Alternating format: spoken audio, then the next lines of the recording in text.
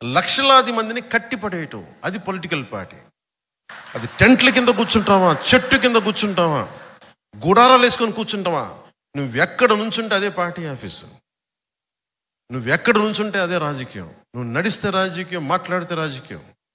దానికి బిల్డింగులకి సంబంధం లేదు. ఆ రోజున అందరూ పార్టీ నడపలేము సార్ చెప్పి అందరూ పారిపోయి వైసీపీకి వెళ్ళిపోయారు. ఆ రోజున అందరూ, కొంతమంది వేరే పార్టీలకు వెళ్ళిపోయారు. మరి నేను 2 చోట్ల ఓడిపోయి నేను నడుపుతున్నాను అంటే, నేను ఆ రోజు దెబ్బకి నేను నిర్ణయించుకుంది ఏంటంటే, ఏది ఏమైనా కానీ నేను పార్టీని కదలనివ్వను, ఇక్కడ ఉంచుతాను. ఇది మాటల్లో చెప్పడం చాలా తేలిక. ఓడిపోయినప్పుడు ఎలా ఉంటుందో మీకు చెప్పలేదు కదా, భీమవరంలో ఓడిపోతే ఎలా ఉంటుందో మీకు చెప్పలేదు కదా. నేను ముఖ్యంగా 2 చోట్ల పోటీ చేయాలని నేను అనుకోలేదు.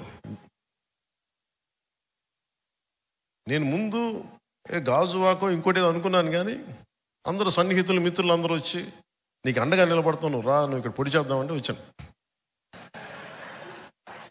పాపం వాళ్ళు ఎవరు లేరనుకోండి, ఇప్పుడు నన్ను ఎవరైతే ఆహ్వానించారో వాళ్ళు లేరు ఇప్పుడు పార్టీలో, కనీసం రాజకీయాల్లో కూడా లేరు. అంటే నేనేం నమ్ముతాను, నేను ఒక మాట ఇస్తే చచ్చిపోతాను, మాటకి ప్రాణాలు పోతాయి, ఎగిరిపోతాయి, ఎవడు ఉండడం. అలాగే ఈ రోజున అందరూ బెట్టింగ్లు కడతా ఉన్నారు. ఈ అలయన్స్ ఇన్ని సీట్లు సాధిస్తుంది, వైసీపీకి 50 నుంచి 60 వస్తుంది, బెట్టింగ్ యాప్స్లో ఉన్నాయి, నేను వింటా ఉన్నాను. ఇంత జరుగుతుంది అంటే దీన్ని మొత్తం తిప్పి పట్టుకొచ్చింది జనసేనని మీరు మర్చిపోవాలి. జనసేన పారిపోలా, ఓడిపోతే ఇంకొంచెం బలపడ్డాం, నెడితే తిరగబడ్డాం. ఈ రోజున ఆయన జాలి పడుతున్నాడు పాపం జగన్. ఒంటరి వాడిని చేశారమ్మా నన్ను, ఒంటరి వాడిని.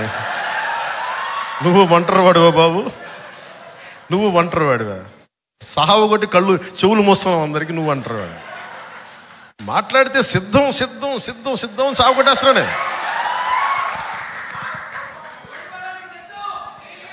అలాగే ఆయన సిద్ధం దేనికో చూద్దాం. నువ్వు సిద్ధం అంటే మేము యుద్ధం అంటాం. కానీ యుద్ధం చేయాల్సినంత గొప్పడ కథను మనం నిర్ణయించుకోవాలి.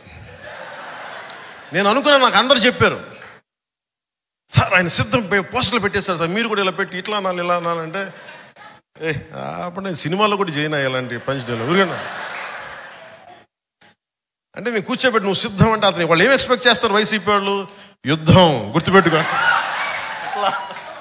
నాకు ఎలా ఉంటుందంటే, నేను సినిమాలో చెప్పడానికి కూడా ఇబ్బంది పడతాను, అది చాలా సిల్లీగా ఉంటుంది నాకు. త్రివిక్రమ్ గారు మన భీమవరం వాస్తవ్యంలో నా సన్నిహితులు మిత్రులు ఆయన డైలాగ్ చెప్పారు అత్తారింటి దారిలో, సింహం గెడ్డం గీసుకుంటుంది, నేను గెడ్డం మర్చిపోయాను, సింహం గెడ్డం గీసుకుని నేను గీసుకున్నాను అంతే తేడా. నేను చెప్పాను సార్, నేను సింహం ఇవన్నీ ఇబ్బందిగా ఉంటాయి సార్, నేను చెప్పలేను ఈ డైలాగులు. ఆయన నా బాధ భరించలేక దాన్ని కామెడీగా చెప్పమన్నాడు. కామెడీ అయితే పర్లేదు, ఏదో చెప్పుకుంటూ వెళ్ళిపోతామని. అలా కాకుండా నేను సింహం లాంటి గట్టిగా సింహం లాంటి జగన్ గుర్తుపెట్టుకో ఇవన్నీ చెప్పను నేను. అవన్నీ అడవిలో ఉండాల్సిన సింహాలు ఇవన్నీ మనం కాదు, మన మనుషులు సమాజంలో ఉంటాం. సినిమాల కోసం ఏదో సరదాగా పంచడానికి వేస్తాం, కానీ సినిమా ఆ ప్రేక్షకులకి కథాంశంగా చెప్పడానికి తప్ప నిజ జీవితంలో నేను ఇలాంటి మాటలు నేను మాట్లాడను. నిజ జీవితంలో నీకు గొడవ కావాలంటే కొట్లాడతా, పబ్లిక్ పాలసీ మీద మాట్లాడతా. నువ్వు వైజాగ్లో నన్ను ఆపాలనుకుంటే నా సత్తా చూపిస్తా. నువ్వు ఆంధ్రప్రదేశ్ బార్డర్లో నన్ను ఆపితే నెట్టుకొని బద్దలు కొట్టుకొని ముందుకు వస్తా. నేను నోటితో మాట్లాడను, నడిచి చూపిస్తా.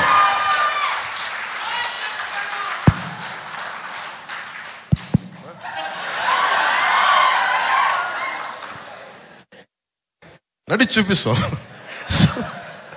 ఇదేంటంటే ఇది వ్యూహం నాకు వదిలేయమని చెప్పాను అందరినీ. టీడీపీ, జనసేన, భారతీయ జనతా పార్టీ నాయకుల ఆశీస్సులు ఉండాలి. ఈ అలయన్స్ కోసం నేనేదో నాకు మెచ్చి మేకతోలు కప్తాను, నేను చేయలేను. ఆంధ్రప్రదేశ్ అప్పుల్లో కూరుకుపోయిన ఆంధ్రప్రదేశ్కి, అభివృద్ధికి దూరంగా ఉన్న ఆంధ్రప్రదేశ్కి, ఇది ఈ క్రిమినాలిటీ పెరిగిపోయిన ఆంధ్రప్రదేశ్ని రక్షించుకోవాల్సిన అవసరం ఉంది.